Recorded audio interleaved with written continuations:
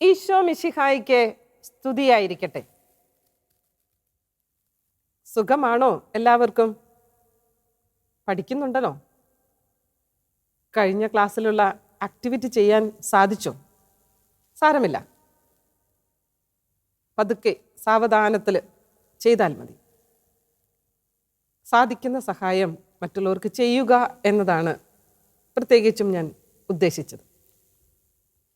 നമുക്ക് പ്രാർത്ഥിച്ചുകൊണ്ട് ഇന്നത്തെ ക്ലാസ്സിലേക്ക് വരാം.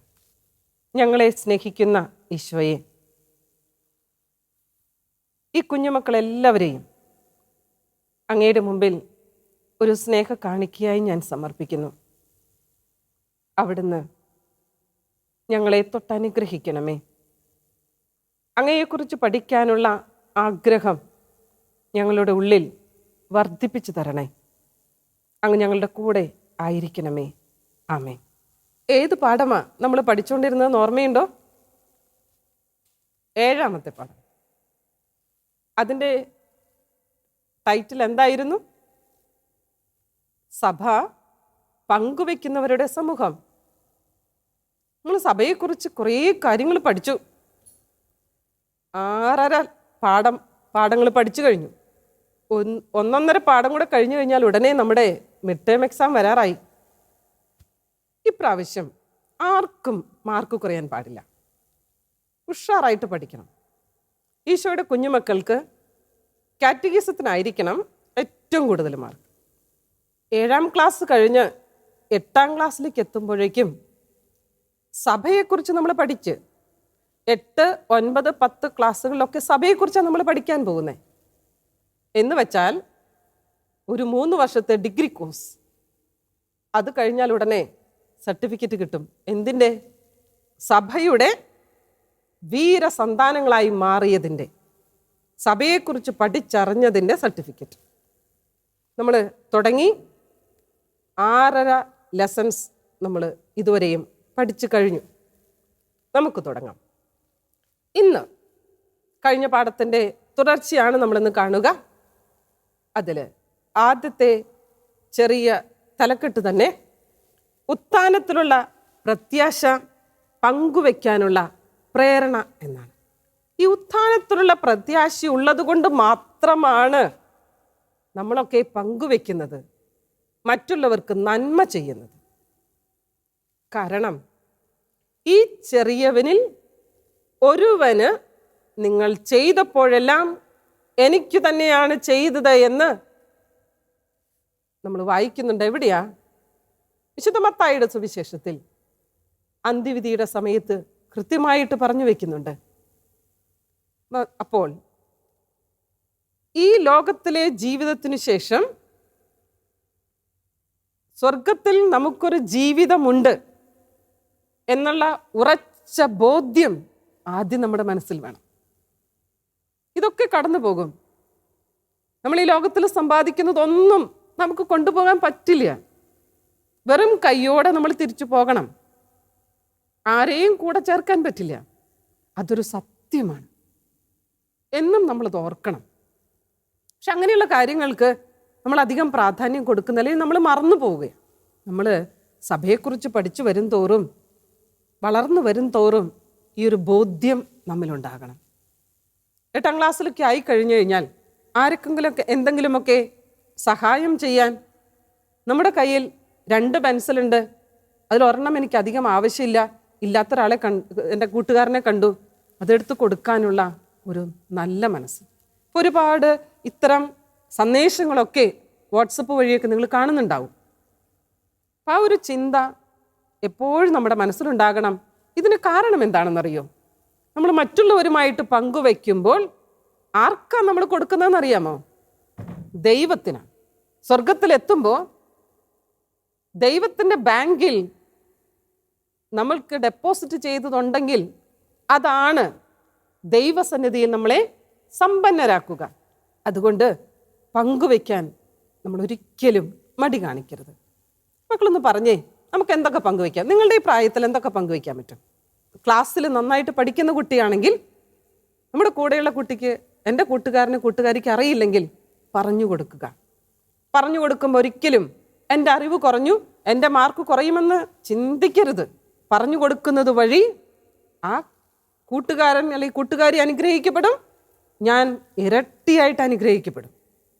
കാരണം ഈശോ മോന് അല്ലെങ്കിൽ മോൾക്ക് കഴിവ് തന്ന എന്തിനാണെന്നറിയാമോ? ഈശോയ്ക്ക് നേരിട്ട് വന്ന് ഇറങ്ങി ചെയ്യുന്നതിന് പകരം നിങ്ങളിലൂടെ ഈശോ ചെയ്യാൻ ആഗ്രഹിക്കുകയാണ്. അതെൻ്റെ കടമയാണ്.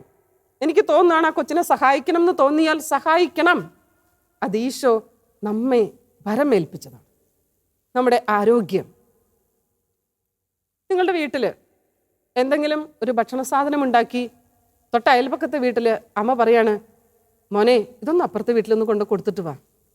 നമ്മളതുകൊണ്ട് പോകുമ്പോൾ നമുക്ക് വലിയ സന്തോഷമാണ്. കാരണം എൻ്റെ മമ്മി വീട്ടിലുണ്ടാക്കിയത് ഞാൻ അവരുമായിട്ട് പങ്കുവെക്കുന്നു. അവരും ഇതേ സന്തോഷത്തിലാണ്. ഈ സമയത്ത് ഏറ്റവും അധികം സന്തോഷിക്കുക ആരാണെന്നറിയാമോ? ഈശോ. കാരണം ഒരു കുടുംബത്തിൽ സമ്പത്തുണ്ട്, മറ്റൊരു കുടുംബത്തിൽ ദാരിദ്ര്യമുണ്ടെങ്കിൽ രണ്ടുപേരും കൂടെ ചേർന്ന് സന്തോഷമായി ജീവിക്കണമെന്നതാണ് ദൈവത്തിൻ്റെ ആഗ്രഹവും തീരുമാനവും. അപ്പം അത് തീർച്ചയായിട്ടും നമ്മൾ ചെയ്യണം. നമ്മൾ മരിച്ചു കഴിഞ്ഞാൽ സ്വർഗത്തിൽ നമ്മൾ പോകും, ഈശോയുടെ അടുത്ത് നമുക്കിരിക്കാം എന്നുള്ളൊരു പ്രത്യാശ എപ്പോഴും മനസ്സിൽ സൂക്ഷിക്കണം. അപ്പോഴേ നമുക്കിതൊക്കെ ചെയ്യാനായിട്ടുള്ള ഒരു താല്പര്യം ഉണ്ടാവുകയുള്ളൂ. ഇനി ഇതിനേറ്റവും മാതൃകയായിട്ട് പറയുന്നതും നമ്മളുടെ ഈശോയുടെ ബലിയർപ്പണമാണ്. നമ്മൾ തൊട്ട് മുമ്പത്തെ ക്ലാസ്സിൽ ഇത് പറഞ്ഞു കഴിഞ്ഞതാണ്. ബലിയർപ്പിച്ചുകൊണ്ട് പങ്കുവെക്കുന്ന ഈശോ. ഇവിടെ നിങ്ങളുടെ ടെക്സ്റ്റ് ഒന്ന് എടുത്തേ. 47-ാമത്തെ പേജിൽ മുൻ ക്ലാസ്സിൽ നമ്മൾ പറഞ്ഞത് തന്നെയാണെങ്കിലും ഈ നമ്മുടെ കാറ്റഗീസത്തിൻ്റെ എന്നുമുള്ള ഒരേ ഒരു പഠന വിഷയവും ഇത് തന്നെയാണ്. ഈശോ ലോകത്തിലേക്ക് വന്നു, സ്വന്തം ശരീരവും രക്തവും മുറിച്ച് വിളമ്പി നൽകി. എന്നും എപ്പോഴും നമ്മൾ കേൾക്കും. അത് കേൾക്കും തോറും അതിലേക്ക് ആഴപ്പെടും തോറും എന്നും നമ്മൾ ഒരേ കുർബാനയല്ലേ കാണുന്നേ, കുർബാനയിലല്ലേ നമ്മൾ പങ്കുചേരുന്നേ. പക്ഷേ ഓരോ ദിവ്യബലിയും കഴിയും തോറും നമ്മൾ ആഴപ്പെട്ട് ഈശോയോടുള്ള ആ ഒരു ബന്ധത്തിലേക്ക്, അടുപ്പത്തിലേക്ക് നമ്മൾ കടന്നു വരും. അതുകൊണ്ടാണ് വീണ്ടും ഈ പങ്കുവെക്കുന്ന കാര്യം പറയുമ്പോഴും നമുക്ക് ഈശോയെ മറക്കാൻ പറ്റില്ല. ഈശോയെ തന്നെയാണ് നമ്മൾ ഓർക്കുക. ഇവിടെയാണ് ബലിയർപ്പണവും പങ്കുവെക്കലും. ഇനി വിശുദ്ധ ബലിയിൽ നമ്മൾ എന്താ ചെയ്യുന്നേ? നമ്മളെ തന്നെ ഈശോയ്ക്ക് കൊടുക്കുകയാണ്. എൻ്റെ കണ്ണ്, എൻ്റെ കയ്യ്, എൻ്റെ കാല്, എൻ്റെ ഹൃദയം, എൻ്റെ സമ്പത്ത്, ഈശോ എനിക്ക് തന്ന എൻ്റെ ആരോഗ്യം, എൻ്റെ കഴിവ് എല്ലാം ആ വിശുദ്ധ ബലിയിൽ ആ കാസയിലും പീലാസയോടും ചേർത്ത് ഈശോയ്ക്ക് സമർപ്പിച്ചു കഴിഞ്ഞ് എല്ലാം കൊടുത്ത് പുറത്തേക്ക് നമ്മൾ ഇറങ്ങുന്നത് എന്തിനു വേണ്ടിയിട്ടാ? സഹോദരങ്ങൾക്ക് വേണ്ടി മുറിച്ച് വിളമ്പാൻ വേണ്ടി. അത് മുറിച്ചു കൊടുത്തേ പറ്റൂ. ഇപ്രകാരം മറ്റുള്ളവർക്ക് വേണ്ടി ജീവിക്കാനാണ് സഭ നമ്മെ പ്രത്യേക വിധം നിങ്ങളുടെ ഈ പ്രായത്തിൽ പഠിപ്പിച്ചു കൊണ്ടുവരുന്നത്. ഇനി നമുക്കതിന് മോഡലുണ്ട്, പ്രത്യേകിച്ചൊരു മാതൃകയുണ്ട്. ആരായിരിക്കും? ആദിമസഭ. നമ്മൾ മുമ്പ് പറഞ്ഞത് തന്നെയാണ്, പങ്കുവെക്കുന്ന സഭ. ഈ പങ്കുവെക്കുന്ന സഭയെക്കുറിച്ച് പറയുമ്പോൾ, സഭ എന്ന് പറയുമ്പോൾ സഭാംഗങ്ങൾ ഉൾപ്പെട്ടതാണ് ഈ പങ്കുവെക്കുന്ന സഭ. ഈ കഴിഞ്ഞ നാളുകളിലൊക്കെ 2018 മുതൽ നമ്മുടെ കേരളം അനുഭവിച്ച കഷ്ടപ്പാടുകൾ, ദുരിതങ്ങൾ ഓർമ്മയില്ലേ? എന്തായിരുന്നു കേരള ജനതയെ മുഴുവൻ പിടിച്ചുകുലുക്കിയ സംഭവം? എന്നിട്ട് ജനം മുഴുവൻ ഒരുമിച്ച് നിന്ന് പ്രവർത്തിച്ചൊരു സംഭവമുണ്ട്. അതൊന്ന് പറഞ്ഞേ, എന്തായിരുന്നു? പ്രളയം. നമ്മുടെ പ്രളയത്തിൻ്റെ സമയത്ത് എന്തുമാത്രം ദൃശ്യങ്ങളാണ് നമ്മൾ കണ്ടത്. മറ്റുള്ളവർക്ക് വേണ്ടി ഇറങ്ങി പ്രവർത്തിച്ച ജനം, മറ്റുള്ളവർക്ക് വേണ്ടി ജീവനും ജീവിതവും പങ്കുവെക്കുക. മദർ തെരേസ ചെയ്തത് ഇത് തന്നെയാണ്. മറ്റുള്ളവർക്ക് വേണ്ടി എല്ലാം പങ്കുവെച്ചു കൊടുത്തു, അവരെ സഹായിച്ചു. അതാണ് ജീവകാരുണ്യ പ്രവർത്തനങ്ങൾ. നമ്മുടെ ഇടവകയിലും നമ്മുടെ രൂപതയിലും ഈ കേരളത്തിലൊക്കെ ഒരുപാട് ജീവകാരുണ്യ പ്രവർത്തനങ്ങൾ നടക്കുന്നുണ്ട്. ഉദാഹരണങ്ങളൊന്ന് പറഞ്ഞേ. അനാഥ മന്ദിരങ്ങൾ. ആരെയും പ്രായമായ നമ്മുടെ അപ്പാപ്പൻ, അമ്മാമ്മ, ചിലരുടെ ഭാഷയിൽ വല്യപ്പൻ, വല്യമ്മ, വേണ്ടാത്തവരെ ഉപേക്ഷിച്ച് കളയുന്നു. പക്ഷെ അവരും ദൈവത്തിൻ്റെ സ്വന്തമാണെന്ന് കരുതി അവരെ സംരക്ഷിക്കുന്ന ഒരു ഗ്രൂപ്പുണ്ട്. അതാണ് വൃദ്ധമന്ദിരങ്ങൾ.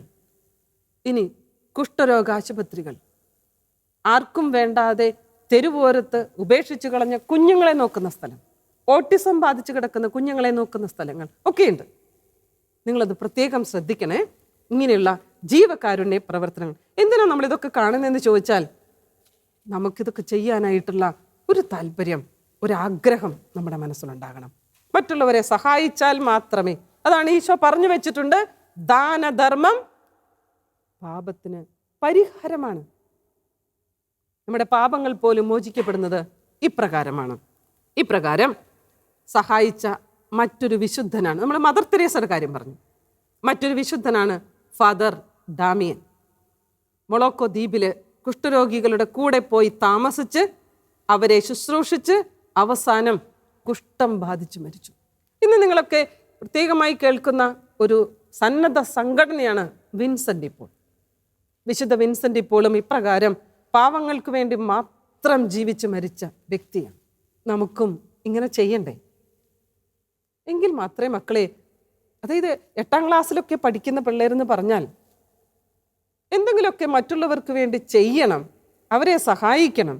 ആരെങ്കിലുമൊക്കെ ബുദ്ധിമുട്ട് കണ്ടാൽ, ക്ലാസ്സിൽ ആരെങ്കിലുമൊക്കെ പ്രശ്നങ്ങൾ കണ്ടാൽ, ബുദ്ധിമുട്ട് കണ്ടാൽ, അവൻ്റെ ഉച്ചയ്ക്ക് കൊണ്ടുവരുന്ന ചോറ് പാത്രത്തിൽ കാര്യമായിട്ടൊന്നുമില്ല എന്ന് കണ്ടാൽ ഒന്ന് വീട്ടിൽ വന്ന് പറയണം, പപ്പേ അവൻ്റെ വീട്ടിൽ അവനിന്ന് ചോറ് കൊണ്ടുവന്നില്ല, എനിക്ക് ചോറ് കഴിക്കാൻ പറ്റിയില്ല, അവൻ ചോറ് കഴിക്കാതിരിക്കുന്നത് കണ്ടപ്പോൾ. അപ്പം നീ എന്താ ചെയ്തതെന്ന് പപ്പ ചോദിക്കും. ധൈര്യപൂർവ്വം സന്തോഷപൂർവ്വം പറയാൻ പറ്റണം, ഞാൻ എൻ്റെ ചോറിൻ്റെ പകുതി അവന് കൊടുത്തു. അങ്ങനെ കിട്ടുന്ന ഒരു സന്തോഷം 10 പ്രാവശ്യം ഭക്ഷണം കഴിച്ചാലും ആ സന്തോഷം കിട്ടില്ല. നമുക്ക് എന്ത് ചെയ്യണ്ടേ? ഇങ്ങനെ ഈ പങ്കുവയ്ക്കുക എന്ന് പറയുന്ന ഒരു സ്വഭാവം, അത് നമ്മൾ സ്വന്തം ജീവിതത്തിൽ പ്രാവർത്തികമാക്കണം, ചെയ്യണം. ഇവിടെ പറയുന്നു, പങ്കുവയ്ക്കാതിരിക്കുന്നത് തിന്മയാണ്. അത് പങ്കുവെക്കണമെന്നത്, പങ്കുവെക്കുക എന്നത് എൻ്റെ കടമയാണ്. 2 കാര്യം ഒന്ന് എഴുതി വെച്ച്. പങ്കുവെക്കാതിരിക്കുന്നത് തിന്മയാണ്, പങ്കുവെക്കണം എന്നത് എൻ്റെ കടമയാണ്. മനോഭാവം എന്താ വേണ്ടേ? പങ്കുവെക്കുന്നതിനോട് ഇതിനോട് ചേർത്തുള്ളത് തന്നെയാണ്. നിങ്ങളുടെയൊക്കെ മനസ്സിൽ ഇപ്പോൾ ഒരു എന്താ പറയുക, മറ്റുള്ളവർക്ക് സഹായിക്കണം, മറ്റുള്ളവരെ ശുശ്രൂഷിക്കണം എന്നൊരു ദാഹമുണ്ട്. അത് തന്നെയാണ് നിങ്ങൾക്ക് വേണ്ട മനോഭാവം. മനോഭാവം എന്താണ് വരേണ്ടത്? ജീവകാരുണ്യ പ്രവർത്തനങ്ങളിൽ എങ്ങനെയെങ്കിലുമൊക്കെ പങ്കുചേരണം എന്നൊരു മനോഭാവം ഉണ്ടാകണം. അപ്പോൾ ശീലം എന്തായിരിക്കണം? ഈ 3 കാര്യങ്ങൾ ഓരോ പാഠം കഴിയുമ്പോഴും നമ്മുടെ ജീവിതത്തിലേക്ക് എടുക്കണം. എങ്കിലേ നമ്മളിതൊക്കെ പഠിച്ചത് കൊണ്ട് കാര്യമുള്ളൂ. ചോദ്യോത്തരങ്ങൾ മാത്രം പഠിച്ചിട്ട് കാര്യമില്ല. അതുകൊണ്ട് എൻ്റെ കുഞ്ഞുമക്കളെ, നമുക്ക് ഈ ഒരു ബോധ്യത്തിലും ഈ മനോഭാവത്തിലും ശൈലിയിലും വളരണം. അപ്പോൾ ശീലം എന്താ ഒന്ന് പറഞ്ഞ എല്ലാവരും. ഞാൻ നേരത്തെ പറഞ്ഞതുപോലെ, നിങ്ങളുടെ ക്ലാസ്സിൽ പാവപ്പെട്ട ഒരു കുട്ടി, ആ കുട്ടിയുടെ സങ്കടം കാണുമ്പോൾ, വീടില്ല, കഷ്ടപ്പാടാണ്, ഫീസ് കൊടുക്കാൻ പൈസയില്ല എന്നൊക്കെ കാണുമ്പോൾ മനസ്സിലൊരു വേദന തോന്നണം. എനിക്ക് സാധിക്കുമ്പോൾ ഞാൻ അവരെ സഹായിക്കും എന്നൊരു തീരുമാനം. ഇനി ഒരു ആക്ടിവിറ്റിയും കൂടെ നമുക്ക് ചെയ്യണം. ഒന്ന് നോട്ട്ബുക്കിൽ എഴുതി വെക്കണേ. നിങ്ങൾ ഏതെങ്കിലുമൊക്കെ ജീവകാരുണ്യ പ്രവർത്തന സെൻറ്ററുകൾ സന്ദർശിച്ചിട്ടുണ്ടാകും. ഞങ്ങളുടെയൊക്കെ പള്ളികളിൽ നിന്ന് കുട്ടികളെ ഞങ്ങൾ ഒരുമിച്ച് അങ്ങനെ കൊണ്ടുപോകാറുണ്ട്. നിങ്ങളുടെ ഇടവകയെ അതിർത്തിയിൽ അല്ലെങ്കിൽ രൂപതയിലുള്ള ജീവകാരുണ്യ പ്രവർത്തന സെൻറ്ററുകളുടെ പേരുകളൊന്ന് എഴുതി വയ്ക്കണം. ഒന്ന് ടീച്ചറിനൊന്ന് അയച്ചു കൊടുക്കണേ. ഏതൊക്കെ സെൻറ്ററുകളാണ് നമ്മുടെ രൂപതയിൽ പ്രവർത്തിക്കുന്നത്, നമുക്കതിനെക്കുറിച്ചൊരു ബോധ്യം വരാൻ വേണ്ടിയിട്ടാണ്. സാധിക്കുമ്പോൾ ഇതുപോലുള്ള സ്ഥലങ്ങൾ നിങ്ങളുടെ ബർത്ത്ഡേക്കോ വീട്ടുകാരെ കൂടെ ഒരുമിച്ച് പോയി സന്ദർശിക്കണം. അങ്ങനെ നമുക്ക് പങ്കുവെക്കുന്ന നല്ല കുഞ്ഞുമക്കളായിട്ട് വളർന്നു വരണം. അതിന് ഈശോ നമ്മെ അനുഗ്രഹിക്കട്ടെ. പങ്കുവയ്ക്കുന്ന മക്കൾ ഈശോയുടെ സ്വന്തമാണ്. ആമേൻ.